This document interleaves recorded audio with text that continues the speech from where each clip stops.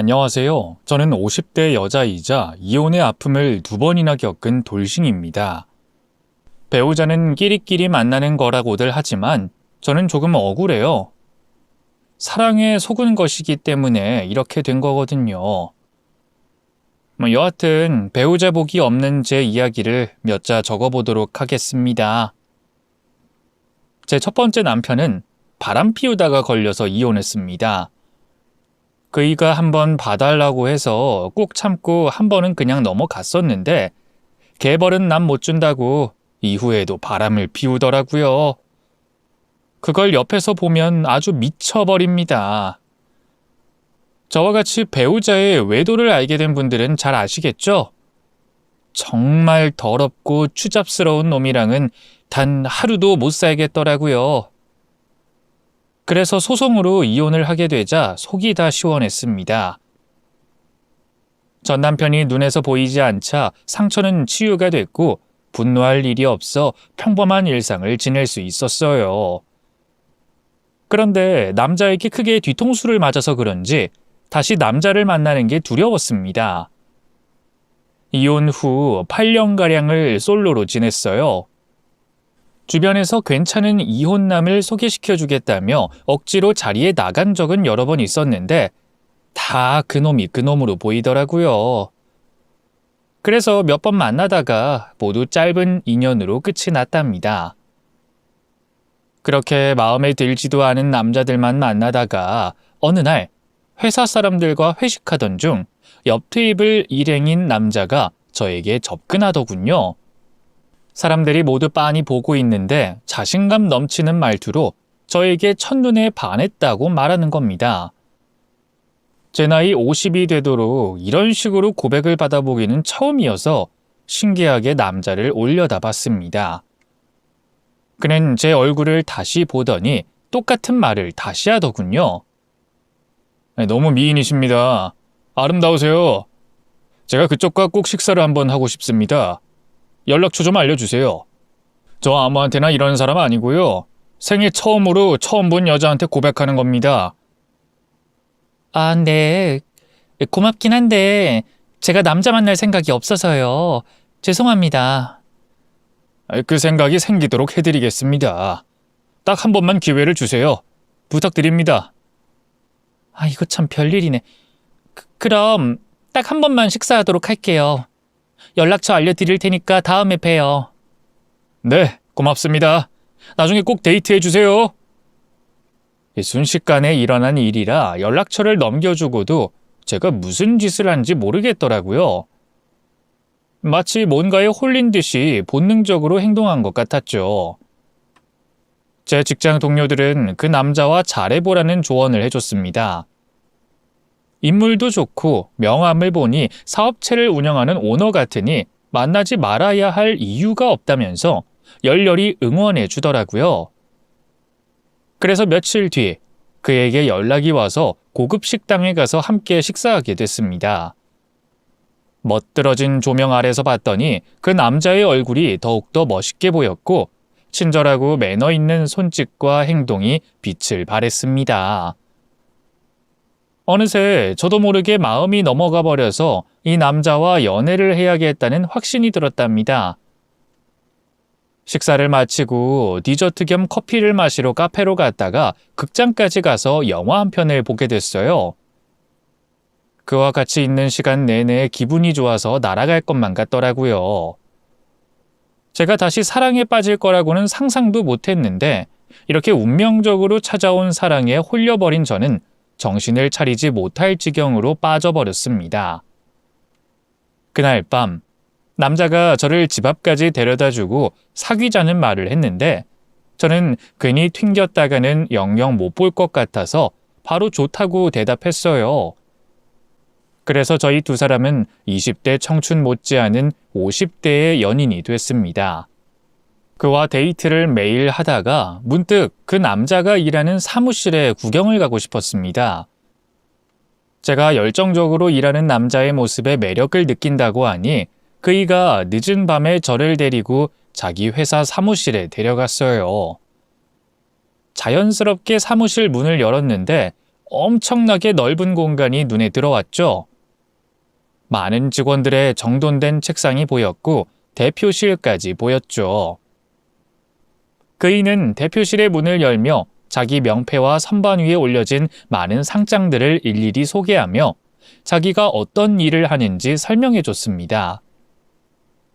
사업 이야기를 들었는데 이해는 잘 되지 않았지만 그이가 능력 있는 남자인 건 알겠더라고요. 잘 알아듣지 못할 사업 용어를 쓰며 현재 어떻게 진행되고 있고 미래에는 어떻게 더 발전시킬지 알려줬답니다. 천수 씨, 진짜 멋있어요. 일하는 모습을 직접 본 건 아니지만 이렇게 발표하듯이 말하는 게 진짜 한 회사의 수장 같고 카리스마 있어요. 아, 그래요? 제가 다른 건 몰라도 일복이 많아서 일 하나는 잘합니다. 그걸 매력으로 봐주시니 감사할 따름이네요. 저 여기 자주 놀러 와도 되나요? 천수 씨 일하는 모습 직접 보고 싶어요. 그건 좀 그래요. 제가 일할 때는 까칠하고 냉정해서 영미 씨한테 보이고 싶지 않아요. 그리고 사무실 직원들이 제가 이혼한 걸 모르고 있어요. 3년이나 됐는데 괜히 색안경 끼고 볼 것 같아서 비밀로 하고 있거든요. 괜히 영미 씨한테 상처 주고 싶지 않으니까 우린 밖에서만 봅시다. 아, 그러셨구나. 그래요, 그럼. 각자 사정이 있는 거니까 제가 이해할게요. 그렇게 천수 씨의 회사에 한번 방문한 이후로는 다신 찾아가지 않았습니다. 괜히 불편하게 만들고 싶지 않았기 때문이죠. 저희 두 사람은 변함없이 뜨겁고 달달한 연애를 6개월 가까이 했어요. 함께 있는 것만으로도 고맙고 좋았죠. 그런데 어느 날 천수 씨가 저에게 청혼을 하더군요. 제가 연애할 때부터 재혼 생각은 없다고 못을 박아뒀는데 그는 자기 마음이 온통 저뿐이라면서 함께 살고 싶다고 말했습니다. 이에 저는 생각해보겠다며 미뤘는데 그이가 매일 저를 볼 때마다 결혼하자고 졸라대는 바람에 어느새 마음이 움직이고 말았습니다. 천수 씨, 나랑 결혼이 그렇게 하고 싶어? 그런데 결혼하게 되면 우리가 지금처럼 똑같이 행복하고 사랑할 수 있을까? 그야 당연하지. 난 영미 너랑 결혼하는 게 내 인생의 가장 큰 목표가 됐다고. 너 없으면 살고 싶은 생각이 없어질 거야. 그래서 널 절대로 놓치고 싶지 않다고. 영미야, 나랑 결혼해주라. 내가 당신을 믿어도 되는 거지? 그럼. 내가 영미 너를 얼마나 사랑하는지 모르는 거야? 내 사랑을 아직도 의심하니? 아니, 그런 건 아니지만 남자들은 대개 결혼하면 변하잖아. 내 전남편도 그랬고 다른 여자들의 말을 들어봐도 그렇고 말이야. 난 다른 놈들과 틀려. 제발 날 믿고 같이 살아보자. 매일 아침 눈을 뜨면 당신 얼굴을 먼저 보고 싶다고. 알겠어.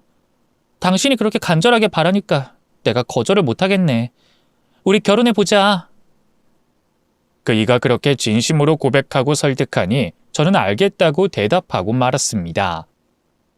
그래서 전 결혼식을 하는 줄 알고 기대하고 있었어요. 50대의 웨딩드레스를 다시 입게 될 걸 생각하니 가슴이 설레더라고요. 그런데 천수 씨가 말하길 결혼식을 생략하고 한 집에서 살자고 하더군요. 영미야, 미안한데 우리 결혼식은 생략하자. 둘 다 나이도 있고 재혼하는 거라 사람들 입에 안주거리로 널 올리고 싶지 않아. 대신 웨딩 촬영만 하자. 뭐? 결혼식을 생략하자고? 아쉽다. 난 웨딩드레스 입을 생각에 기대가 엄청 컸는데 말이야. 대신 신혼여행은 내가 아주 좋은 곳으로 정할게. 영미 너 유럽 가보고 싶다 했지? 우리 스위스나 영국에 가보는 게 어떨까? 그래, 아무데나 가자. 사실 난 해외여행을 즐기는 사람이 아니라서 어딜 가도 똑같은 것 같거든. 집 나가면 개고생이라는 말을 제대로 공감하는 사람이라고. 그랬어? 이거 참 미안해지네. 자기야, 그럼 결혼식은 내년쯤에 올리자. 약속할게. 내년에? 좋아, 결혼 1주년에 결혼식 올리는 것도 뜻깊을 것 같다. 알겠어. 그래서 결혼식을 1년 뒤로 미루고 결혼 준비를 시작하려고 했어요. 그런데 그이가 이번에는 자기 돈이 회사에 묶여 있다고 말하더군요. 영미야, 내 돈이 모두 회사에 묶여 있어. 아무래도 당장 회사 돈을 뺏었으면 문제가 되니까 일단 자기 집에서 살림부터 차리면 안 될까? 뭐? 그럼 그게 무슨 결혼이야? 그냥 돈 거지. 아, 그렇게 되나? 그런데 어쩔 수가 없겠어, 영미야. 대신 내가 생활비 두둑하게 주고 연애할 때보다 훨씬 더 잘해줄게. 날 믿고 결혼해줘. 당신이 괜히 오해할까봐 말하는 건데 난 당신한테 사기치는 놈 아니야. 죽을 때까지 당신 돈은 절대 건드리지 않을 거니까 괜히 오해하지 마. 알았지? 그래서 전 잠시 고민을 해봤지만 이미 결혼할 마음을 먹은 터라 그이의 사정을 이해해 주기로 했어요. 알겠어. 당신 사정이 그렇다고 하니 다른 수가 있는 게 아니니까. 일단 내 집에서 같이 살다가 사정이 달라지면 그땐 좋은 아파트로 이사도 가고 결혼식도 올리면 되겠다. 하나씩 하나씩 채워가는 재미가 있겠는걸? 역시 영미 너는 미모만큼이나 마음도 넓어. 고마워 영미야. 남편이 된 천수 씨가 제 집에 들어와 살기 시작했는데 짐을 거의 가지고 오지 않았어요. 모두 새로 마련하겠다며 옷이며 신발이며 새 것을 사서 채우더군요. 그렇게 결혼 생활 같지 않은 동거를 시작하게 됐는데 남편은 약속대로 생활비를 많이 줬고 꽃다발과 귀금속 선물을 자주 해줬답니다. 이에 저는 남편에게 진짜 사정이 있어서 신혼집도 당장 마련하지 못하는구나 싶은 생각을 하게 됐고 1년 뒤에는 지금과 다른 집에서 멋들어지게 살게 될 꿈을 꿨습니다. 그이와 3개월 정도 함께 사는 동안 매일매일 행복했어요. 50대에 뜨겁고 격한 밤을 보낼 때면 꼭 새로 태어난 것 같았고 청춘을 되찾은 것 같았답니다. 또 아침 저녁을 함께 식사하고 같이 잠들고 같이 일어나는 게 참 좋았어요. 다만 남편이 금요일부터 일요일에는 지방 출장을 가게 돼서 평일 부부로만 지냈습니다. 그러던 어느 날 남편이 출장을 갔다가 집에 오는 날 마중을 나갔습니다. 주차장에 들어선 그이의 차를 보고 반가운 마음이 들어 몰래 조수석 쪽으로 향했답니다. 그리고 시동을 끄기 전에 조수석 문을 열고 의자에 올라탔답니다. 그런데 놀란 사람은 남편이 아니라 바로 저였습니다. 제가 올라탄 조수석에 다른 여자가 앉아 있었어요. 제가 그 여자 무릎 위에 앉아버린 거죠. 너무 놀란 저는 소리를 지르며 차에서 내렸습니다. 아, 이 여자 뭐야? 여보, 이 여자 누구냐고? 그러자 조수석에 앉아있던 여자가 내리면서 저에게 인사하더군요. 안녕하세요. 저는 대표님 회사 직원이에요. 저 때문에 많이 놀라셨죠? 네? 아, 네. 그런데 왜 제 남편 차를 타고 오셨죠? 죄송해요. 제가 바로 요 앞동에 살고 있거든요. 대표님과 함께 출장 다녀오는 길이기도 하죠. 그제야 여자의 정체를 알고 긴장을 풀었습니다. 여자와 같이 한 차로 출장을 다녀온 게 기분 나쁘긴 했지만 아무렇지 않은 척하며 인사를 하고 헤어졌습니다.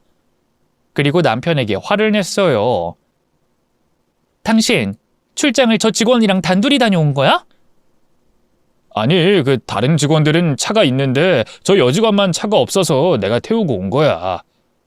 저 직원이 당신 아파트 앞동에 산다고 해서 태워준 것뿐이라고. 여보, 그런데 당신 회사에 내 얘기 안 했다며.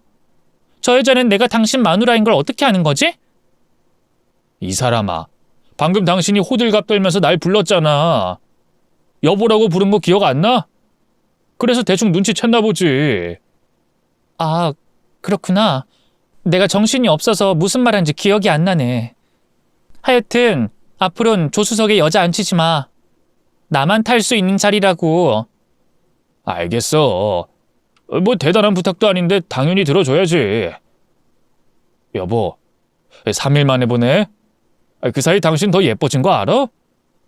우리 들어가서 오붓하고 뜨뜻한 밤 보내볼까? 당신 머릿속엔 그것밖에 없지? 어떻게 된 게 내 얼굴만 보면 그 소리니? 그야 당신이 겁나게 매력적이어서 그렇지. 이 이쁜 마누라야. 어서 들어가자. 그렇게 오해를 풀고 집으로 들어가 남편과 한바탕 사랑을 크게 치렀습니다. 저나 그이나 바쁘게 직장을 다니고 있었기 때문에 평일엔 데이트를 해도 많은 시간을 보내지 못했어요. 그래서인지 남편은 매일 밤 저를 재우지 않고 오랜 시간을 몸으로 괴롭혔답니다. 그렇게 여러 달 깊이 사랑하게 돼서 저는 혼인신고서를 꺼내 들었습니다. 남편이 먼저 혼인신고서를 가져오지 않아서 제가 먼저 서류를 받아왔답니다. 여보, 언제까지 말하지 않고 있으려고 했어? 이걸 내가 먼저 꺼냈어야 해? 당신이 먼저 말해줬어야 하는 거 아닌가? 이게 뭐야? 혼인신고서? 아, 우리 혼인신고하자고? 너무 갑작스러운데? 갑작스럽다니. 이게 돈이 드는 것도 아닌데 뭐가 그리 진지한 거야? 우린 부부니까 당연히 혼인신고 해야 하는 거 아니야? 표정이 왜 그래? 나랑 결혼하자고 쫄라댈 때는 언제고 혼인신고하자니까 태도가 왜 그 모양이야? 아니, 그게 아니라 난 회사 돈 풀리고 새 집 마련하면 그때 다 해주려고 했지. 새 집 명의도 당신 이름으로 해주고 혼인신고도 하고 결혼식까지 올리기로 말이야. 여보, 우리 1년 뒤에 하나씩 채워가면 안 될까? 지금은 그냥 이렇게 둘이 같이 사는 것으로 만족하고 말이야. 난 싫은데? 당신이랑 내가 부부가 됐다는 증표는 남기고 싶다고. 당신 호적에 내 이름 올려서 법적으로 아내가 되고 싶단 말이야. 그러자 남편은 머리를 긁적이더니 이번에도 혼인신고하는 걸 반대했습니다. 이때부터 저는 남편을 의심하기 시작했죠. 당신 이상하다? 꼭 나한테 사기치려고 접근한 남자 같아. 나한테 한몫 땡기고 튀려는 사기꾼 아니야? 뭐? 사기꾼? 내가 지난번에 말했잖아. 당신한테 돈 요구할 일은 죽어도 없다고. 여보, 내가 그런 파렴치한으로 보여? 그리고 내가 언제 당신한테 돈 해달라고 한 적 있니? 없잖아. 난 당신한테 끝까지 베풀면서 살 거야. 지금 생활비가 부족하면 2배로 올려줄 의향도 있다고. 내가 괜한 말 했네. 그래, 당신 사기꾼 아니야. 그러니까 혼인신고하면 좋겠어. 아직은 안 되겠어. 미안해, 여보. 당신 진짜 이상하다. 아직 나를 아내로 받아들이지 않은 것 같은 분위기야. 제가 계속해서 볼멘소리와 투정을 부렸는데도 남편은 끝까지 혼인신고서에 도장을 찍어주지 않았습니다. 이에 저는 이건 아니다 싶어서 남편에게 화를 크게 냈습니다. 진심으로 실망했고 저를 사랑하는 아내로 받아들이는 게 그렇게 어려운 일이냐면서 말이죠. 그러자 남편은 제 말을 수긍하는 게 아니라 저에게 벽을 하나 세워둔 것처럼 거리를 두더군요. 퇴근하면 바로 달려오던 사람이 회사에 일이 많아서 늦는다면서 새벽에 들어오고 저와의 잠자리도 피하더라고요. 혼인신고하자고 말한 게 이렇게 큰 파장을 일으킨 모양입니다. 그래서 제가 한 발 물러나 혼인신고를 1년 뒤에 하겠다고 말했는데 그래도 기분이 풀리지 않았는지 저를 대하는 게 예전 같지 않았습니다. 여보, 내가 괜히 혼인신고하자고 닥달한 것 같아. 내년까지 참을 테니까 화 풀어. 매일 집에 늦게 들어오는 것도 그만하고. 내가 당신과 결혼한 게 잘한 일인지 모르겠어. 우리 각자 생각할 시간을 가지자. 뭐? 그게 무슨 소리야? 그깟 혼인신고 좀 하자고 보챈 것 때문에 각자의 시간을 갖자고? 내가 그렇게 잘못한 일이야? 아니, 당신이 나한테 심하게 닥달하는 모습 보니까 평생 그걸 참아주면서 살 수 있을지 모르겠어. 아무래도 내가 당신과 결혼을 너무 서두른 것 같아. 남편이 하는 말은 정말로 기가 막혔습니다. 연애만 하겠다는 저에게 결혼하자고 사정해서 지금 제 집에서 살림 차리고 살고 있는데 이게 뭐 하자는 건지 모르겠더라고요. 그래서 저도 화가 심하게 나서 그이에게 언성을 높였습니다. 지금 나랑 장난해? 고작 사소한 다툼 때문에 시간을 갖자니. 어이가 없다. 그래, 당신 하고 싶은 대로 해. 나도 아쉬울 거 없다고. 그래, 그럼 나중에 연락하자. 난 오늘부터 혼자 시간 가지도록 할 테니까 내가 연락하기 전까진 연락하지 마. 그렇게 통보하고는 나가버리더군요. 처음엔 하늘에 별이라도 따다 줄 것 같더니 결혼 후 혼인신고하자고 보챈 거 하나 때문에 승질을 부리고 나가버렸네요. 이런 밴댕이 소갈딱지인 줄 알았으면 결혼이고 뭐고 시작도 안 했을 겁니다. 그이는 통보한 대로 며칠 동안 집에 들어오지 않았네요. 그렇게 저는 남편을 원망하고 있었는데 이대로 끝내는 건 아닌 것 같았습니다. 저에게 왜 화가 크게 난진 모르겠지만 그이와 대화로 풀어보고 그게 아니면 서로의 눈을 보고 확실하게 헤어지는 게 낫겠다 싶었어요. 비겁하게 전화로 이별 통보하거나 받는 일은 정말 싫었습니다. 그래서 연락이 닿지 않는 남편을 만나려고 그이의 회사로 찾아가기로 했습니다. 제 손으로 도시락을 쌀 기분은 아니어서 업체에 돈 주고 맡겨 예쁘고 먹음직스러운 도시락을 받아 남편의 회사로 떠나려고 집을 나섰습니다. 그런데 아파트 입구에서 지난번 남편의 차 조수석에 타고 있던 여자를 우연히 만났어요. 제가 먼저 인사를 하자 그녀도 마지못해 인사하더군요. 아, 그때 제 무릎 위에 앉으셨던 사모님이시죠? 그런데 어디 가세요? 네, 그땐 실례가 많았어요.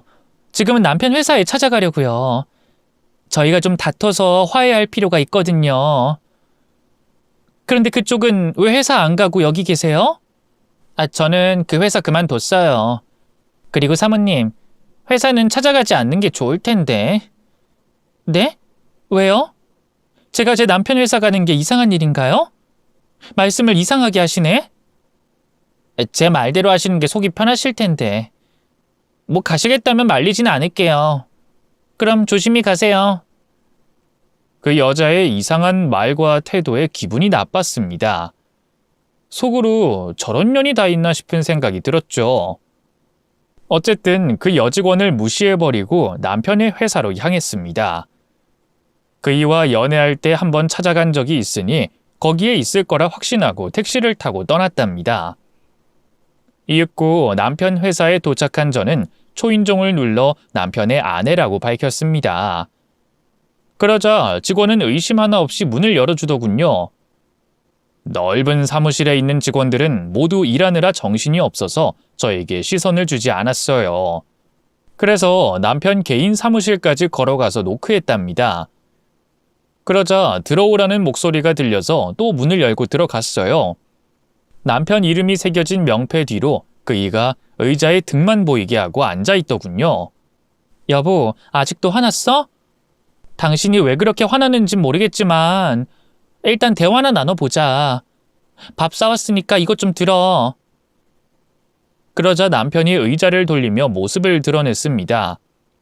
그런데 남편 자리에 앉아있는 사람은 그이가 아니라 처음 보는 중년이었어요. 어머, 아저씨 누구세요? 직원이에요? 제가 여기 대표인데요. 명패 안 보이세요? 박천수. 이게 제 이름입니다. 제 남편 이름이 박천수예요. 이 회사 대표라고요. 아저씨 지금 나한테 장난치는 거죠? 아저씨 누구세요? 제 남편한테 일러서 가만두지 않을 겁니다. 당장 그 의자에서 일어나세요. 그랬더니 중년의 남자는 한숨을 크게 쉬며 지갑에 있던 자기 신분증을 꺼내 보여줬습니다. 자, 이거 보세요. 제가 박천수 맞죠? 어떻게, 명함도 보여드릴까? 네? 아저씨가 진짜 이 회사 대표 박천수예요? 그럼 제 남편 박천수는 누구죠? 그이 정체는 뭐냐고요? 아니, 아줌마 남편 정체를 내가 어떻게 알아요? 이게 어떻게 된 일이지? 아이, 어지러. 이게 무슨 상황인 거야? 에휴, 아줌마, 혹시 남편이 올백머리하고 다니지 않아요? 키가 훤칠하고 기생오래비처럼 생기지 않았어요? 중년 남자가 비꼬듯이 말하긴 했지만 남편의 특징과 비슷해서 사진을 보여줬습니다. 그러자 그가 짜증내며 말하더라고요.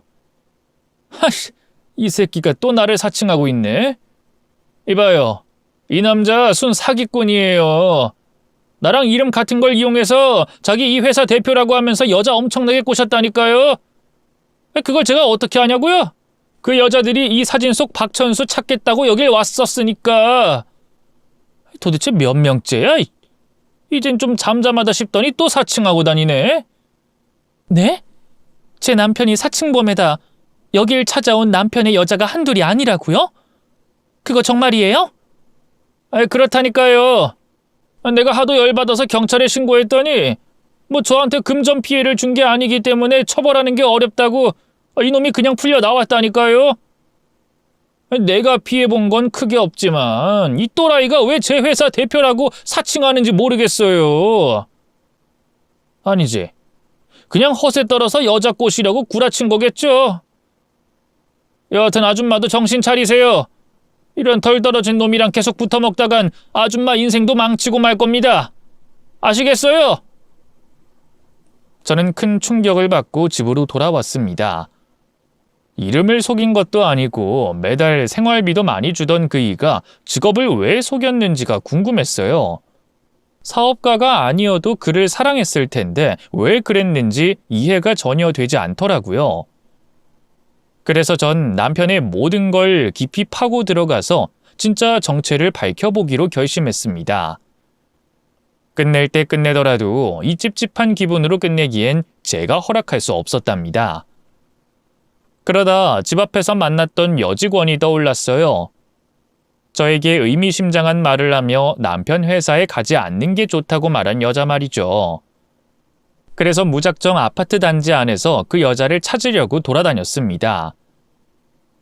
앞동에 사는 건 알지만 몇 호에 사는지 몰라서 하염없이 기다려야 했죠. 그런데 그 여자와 인연이라도 된 건지 기다린 지 5분 만에 분리수거하려고 나오더군요. 이봐요. 아까 그 말 무슨 뜻이었어요? 그리고 제 남편 회사 직원이라고 한 것도 거짓말이죠? 아, 회사 다녀오셨구나. 거 봐요. 제가 가지 말랬잖아요. 그이는 비밀이 많은 남자라고요.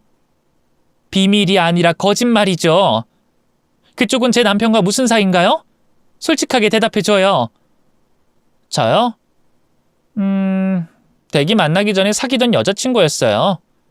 그때 차를 타고 온 날은 우연히 길에서 만나 태워준 거고요. 다 끝난 사이니까 괜히 의심하진 말아주세요. 제가 그때는 남의 부부 사이에 끼어들고 싶지 않아서 선의의 거짓말을 한 거라고요. 이 여자가 무슨 말을 하는지 도통 이해가 되지 않았습니다. 전 애인이라는 건 이해하겠는데 제 남편이 저에게 거짓말하는 걸 어떻게 알았으며 왜 회사 여직원이라고 거짓말을 했는지 궁금했답니다.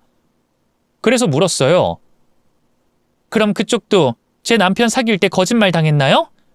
그이의 진짜 모습이 뭔지 모르겠어요. 저도 아는 건 없어요. 그냥 직업을 속인 것 외에는 모두 사실이니까. 직접 뭐 하는 사람인지 물어보세요. 여자는 여전히 알아듣지 못할 소리를 짓거리다가 집으로 돌아갔답니다. 그래서 연락 끊긴 남편에게 한 통의 문자를 보냈어요. 생각이 정리됐으면 얼굴 보고 이야기하고 끝내든 다시 잘 지내든지 하자고 말했죠. 그러자 바로 집으로 오겠다며 답장을 보내더라고요. 몇 시간 뒤 남편이 현관문 비밀번호를 누르고 들어왔습니다. 그이는 저에게 인사 한마디도 하지 않고 소파에 앉더라고요. 나 없이 며칠 지내보니까 어때? 꽤 많이 보고 싶었니? 응? 아, 그럼 당신 없이 지내는 게 많이 외로웠어. 그럼 다시는 혼인신고하자고 닥달하지 않을 거야? 그럼 나도 화 풀고 다시 들어와 지낼게. 남편은 자기가 갑이라도 된 것 마냥 낄낄거리며 저를 위아래로 훑어보더군요. 그래 줄래? 고마워 여보. 난 당신이 헤어지자고 할까봐 겁먹고 있었어. 이렇게 다시 돌아와주니 기쁘다. 그럼 우리 오랜만에 뜨거운 시간 좀 보낼까? 침대로 가자. 아니야. 오늘은 내가 몸이 좀 아파. 음식을 잘못 먹었었는지 가스가 계속 나오네. 괜히 자기 앞에서 방귀 뀌는 실수하고 싶지 않아. 그렇구나. 하긴 난 자기랑 방귀 트고 싶지 않아. 그럼 오늘은 그냥 자자. 난 소파에서 잠깐 눈 붙이고 회사 나가볼게.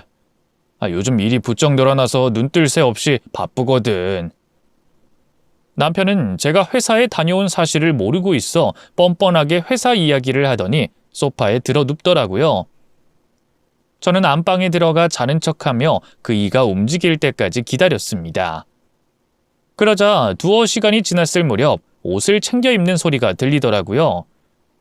저는 절대 놓치면 안 된다는 마음으로 그이가 나가자마자 바로 뒤따라 나갔습니다.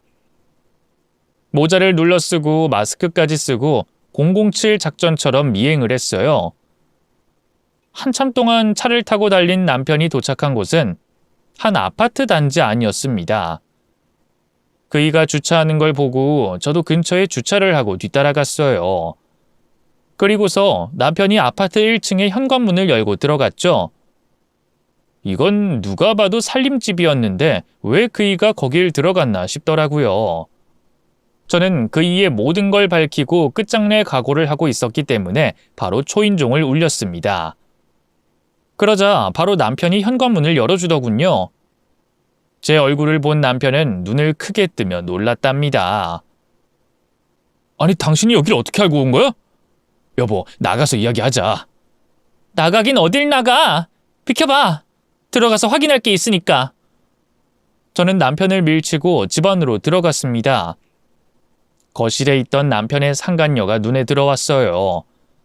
저는 기가 막히고 어이가 없어 남편의 따귀를 먼저 한 대 날렸습니다. 나쁜 자식, 날 두고 감히 바람을 피워? 두 집 살림하고 있던 거니? 아이씨, 왜 때리고 난리야? 당신 지금 흥분했어. 일단 나가서 이야기하자고. 아니, 여기서 돼지게 맞고 끝낼 거야. 당신이랑 바람난 년 둘 다 내 손에 얻어 터질 줄 알라고. 저는 남편의 따귀를 연타로 날리고 상간녀에게 다가갔어요. 이 더러운 년아, 남의 남편이랑 이렇게 놀아나니까 좋니? 너 오늘 돼졌어. 아니, 누구더러 상간녀라는 거야, 이년이. 야, 저기 가족 사진 안 보여? 나랑 천수 씨는 결혼한 지 10년이 넘었다고. 상간녀는 내가 아니라 바로 네 년이야. 뭐라고? 그럼 처음부터 유부남인 놈이 날 꼬신 거였어? 그럼 당신 남편이 평일 내내 나랑 같이 살았는데 아무것도 모르고 있던 거야? 저는 가족 사진을 올려다봤는데 눈앞에 있는 여자가 아내가 맞았고 두 아들, 딸도 있었습니다.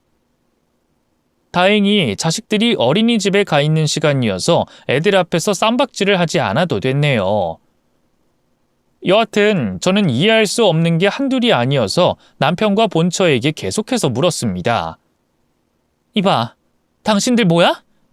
나랑 이 남자가 바람 피우고 있는 걸 알고 있던 거지? 그래서 내가 들어왔을 때도 하나도 놀라지 않은 거잖아. 제 질문에 여자가 낄낄거리며 웃더군요. 야, 이년아, 내 남편이 바람 피우는 건 아주 오래전부터였어. 이 남자가 워낙 잘나서 여자들이 알아서 들러붙는다고. 넌 아마 100번째 바람년 정도가 될걸? 뭐야?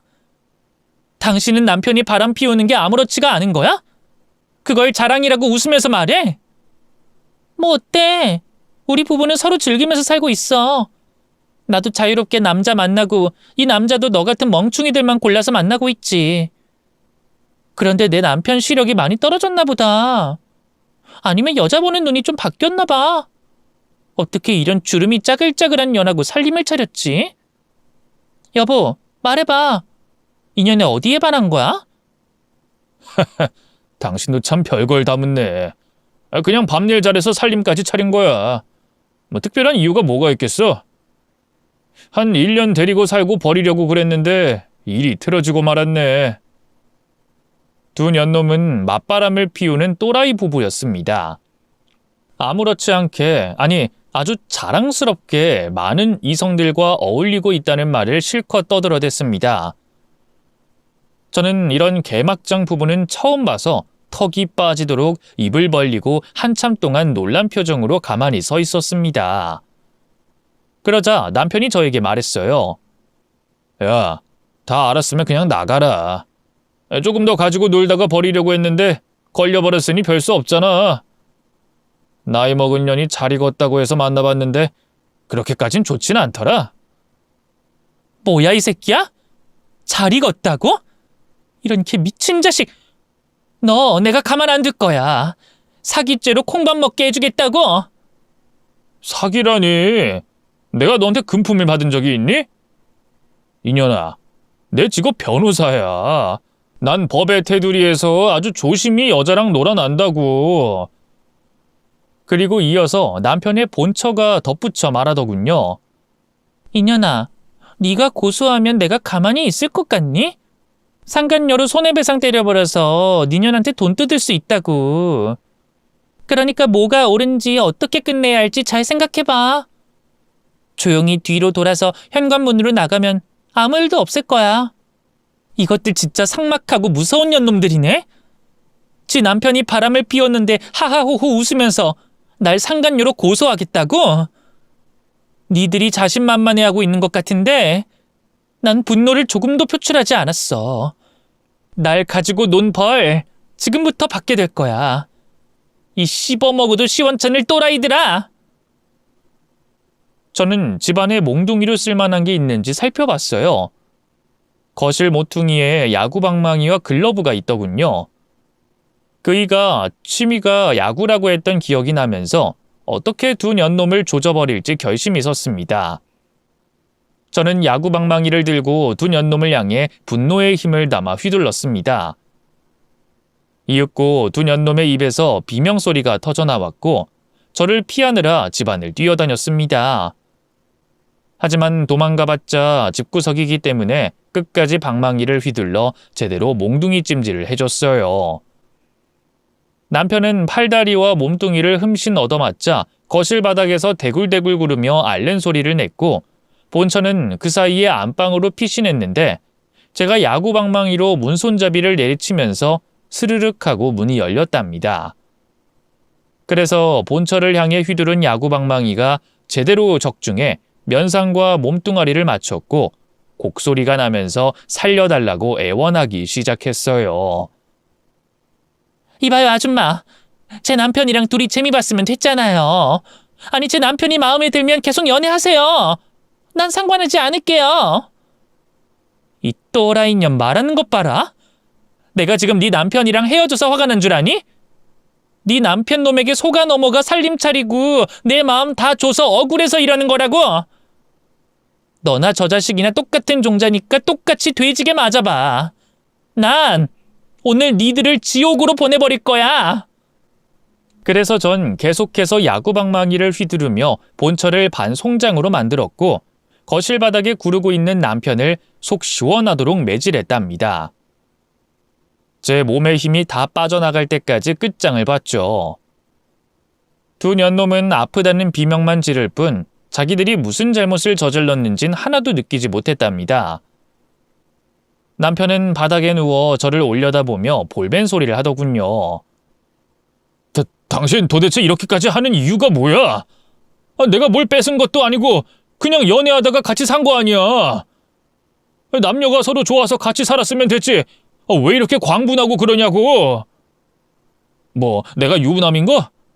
유부남은 여자 만나면 안 되는 법이라도 있냐? 내가 변호사로서 말하겠는데 난 법에 어긋나는 행동 한 적 없어. 갈취 같은 거 하나도 하지 않았다고. 사랑하고 즐긴 게 전부인데 왜 사람을 패고 지랄이냐고. 당신은 매를 맞아도 정신을 못 차리는구나. 그리고 그렇게 당당하면 처음부터 유부남이라고 밝히지 그랬니? 그리고 왜 다른 사람을 사칭까지 했어? 네가 하는 짓이 미친 짓인 거야 아니까 속인 거 아니야? 야, 내가 유부남이라고 하면 여자들이 쉽게 오냐? 그리고 다른 사람이라고 뻥친 건 미안하지만 그렇다고 내 신분을 까발리면 나중에 존나 피곤해진다고. 예전에 사귀던 년이 헤어지고 계속 변호사 사무실로 찾아와서 골머리가 썩는 줄 알았다고. 이제 내 해명 마음에 드냐? 영미야, 너 신고 안 할 테니까 복수 끝났으면 제발 그냥 나가라. 거기서 저는 하나의 질문이 떠올랐습니다. 제 집 앞동에 사는 여자는 도대체 뭐 하는 년이냐고 물었습니다. 야, 그녀는 누구야? 당신 차 조수석에 탔던 년. 네가 거짓말하는데 일조한 년은 뭐 하는 년이냐고? 아, 수진이? 걔는 내 모든 걸 알면서도 나를 사랑해주는 여자야. 걔랑 나랑은 아직도 사귀는 중이야. 뭐? 너의 모든 걸 알면서도 사귄다고? 그리고 내가 당신 부인인 걸 알면서도 가만히 있던 거야? 당신은 이해 못하겠지. 그런데 말이야, 사랑은 원래 이것저것 따지는 게 아니야. 상대의 모든 걸 받아줘야 한다고. 수진이처럼 말이야. 수진이는 여기 우리 집에 자주 놀러와서 내 마누라랑 밥도 먹고 술도 먹고 그래. 저는 남편과 본처만 걔 사이코인 줄 알았는데 사이코 하나가 더 추가됐네요. 저는 기막힌 어이없는 웃음을 짓고 남편 놈 얼굴에 침을 뱉어버렸습니다. 하도 더러운 쓰레기여서 제가 뱉은 침이 깨끗하게 보였네요. 아이씨, 어디서 침을 뱉어? 이만하면 충분하지 않아? 그만 좀 나가라. 그래, 이 개자식아. 여기서 내가 뭘 더 할 수 있겠니? 오늘은 여기까지 하고 나갈게. 그런데 아직 끝이라는 생각은 하지 마. 조만간 재밌는 일이 생길 수도 있으니까. 저는 그렇게 경고하고 남편과 본처의 집에서 나왔습니다. 그리고 제 손에는 남편의 핸드폰이 들려 있었어요. 그 안에 뭐가 있는지, 남편을 처벌할 수 있는 무언가가 있을지 찾아보려고 들고 나왔답니다. 제 소개를 할 때 직업을 말씀드리지 않았는데 제가 하는 일은 포렌식 수사관입니다. CCTV나 블랙박스, 핸드폰과 같은 기계들의 지워진 파일을 복구하고 영상의 화질을 개선하는 등의 일을 하는 사람이에요. 그렇게 들고 나온 핸드폰을 회사 사무실로 가져갔습니다. 장비를 켜고 그 이에 핸드폰을 연결했답니다. 핸드폰에 동영상이나 사진, 문자와 카톡 메시지까지 싹 다 지워져서 아무것도 없더라고요. 바람을 밥 먹듯이 피우는 놈이니 매일 흔적을 지우는 게 분명했죠. 하지만 제가 하는 일이 파일을 복구해서 증거를 찾는 일이었으니 그이가 그동안 지웠던 파일과 대화 메시지들을 몇 시간 동안 작업해서 복구시켰습니다. 많은 파일 중 동영상을 하나 켜봤는데 여자와 그 짓을 하는 동영상이었습니다. 핸드폰을 몰래 숨겨두고 촬영한 것이었죠. 영상 속 여자는 아무것도 모르고 남편과 그 짓을 하고 있었답니다. 저처럼 유부남인 줄 모르고 사귀었던 여자 중 하나였겠죠.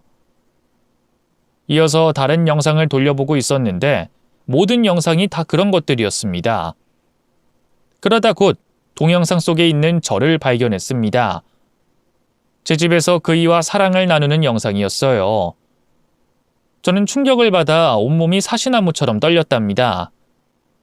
다른 여자들의 영상을 봤을 땐 조금 놀랐지만 제가 제 얼굴을 보니 수치심이 어마어마하게 들었어요. 이 모든 건 남편이 몰래 촬영한 것들이었습니다. 그런 더러운 동영상과 사진이 얼마나 많던지 USB로는 담아지질 않아서 압축해서 옮겨 담았습니다. 이제 남편과 본처의 미친 짓들은 모두 끝날이라 생각하고 경찰서로 찾아갔답니다. 제가 포렌식 수사관을 하며 친하게 지내고 있던 형사님을 찾아가 제 피해 사실을 전하고 동영상이 든 파일을 넘겨줬습니다. 형사님은 파일을 열어보더니 경악하며 바로 꺼버리더군요.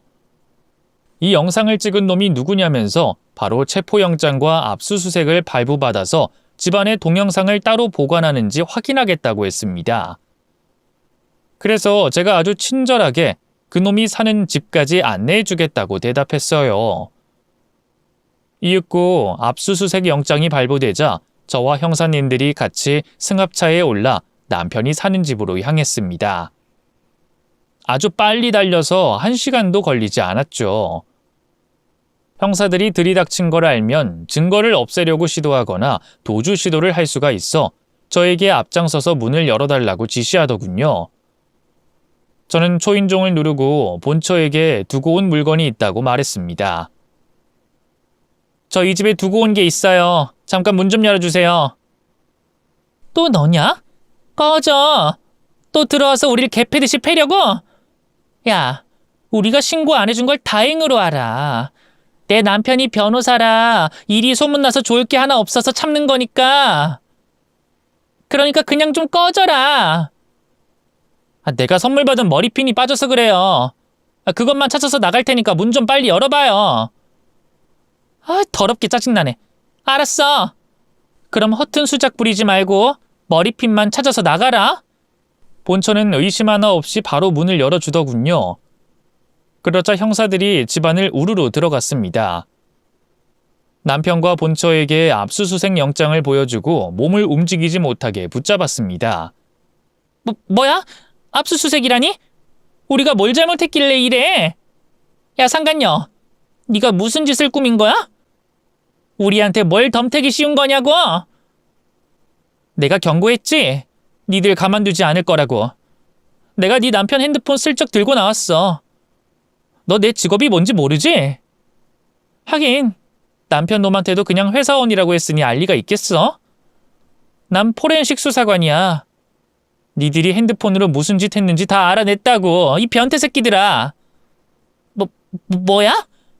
그럼 동영상 같은 거 다 복구해서 우릴 잡으러 온 거야? 그런데 남편만 잡아가면 되지 나는 왜 잡는 거야? 내가 말하지 않았구나. 네가 다른 남자들이랑 그 짓 하는 걸 몰래 찍어서 네 남편에게 보내준 것까지 다 찾아냈어. 너희 둘은 참 대단하다. 다른 이성이랑 그 짓 한 걸 영상으로 찍은 것도 모자라 그걸 부부가 같이 보는 거야? 너 내 영상도 봤지? 이 더러운 변태년아. 젠장, 이렇게 걸릴 진 몰랐네. 여보, 당신은 왜 하필 포렌식 수사관을 사귀어서 이 사단을 만들어? 본처는 광분하며 남편을 탓했고 그이는 자기도 몰랐다며 이렇게 수갑을 차고 끌려가는 날이 올 거라곤 상상도 못했다고 대답했답니다. 여하튼 형사들이 컴퓨터 본체와 노트북 2대를 압수해서 경찰서로 끌고 갔습니다. 두 년놈의 컴퓨터에는 그동안 바람피웠던 상대와의 그짓 영상이 수두룩했답니다.